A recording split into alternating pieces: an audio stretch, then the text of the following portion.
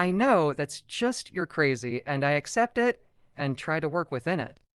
Those words were said to me by a healthcare professional yesterday. As a mental health advocate, I've experienced quite a bit of bullying about my diagnoses. In fact, the reason I've been very quiet about my personal mental health lately is during my grandchild's stay here last spring, I once again got a chance to remember how it feels to have family bully me about my mental health. People have asked, how did you tell your family about your DID?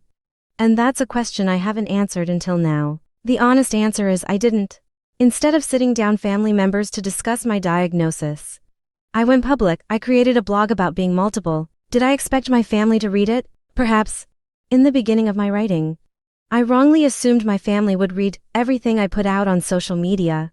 It was years before I realized the opposite was true. In fact, strangers who had never met me are far more likely to read about my mental health than anyone in my family. Back to the professional interaction yesterday.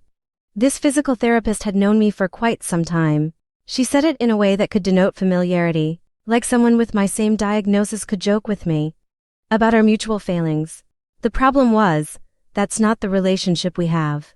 I don't know her outside of her profession, so the remark burned into my brain when I got home. It still burned while Ruger and I napped. When we woke, after contemplating it for most of the day, the words she said echoed in my broken brain.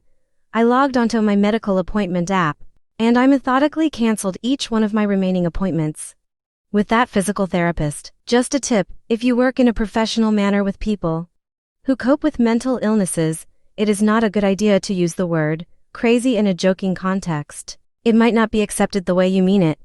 It is critical to maintain that professional decorum in healthcare, especially when you only know the patient. In a professional setting, instead of making statements like,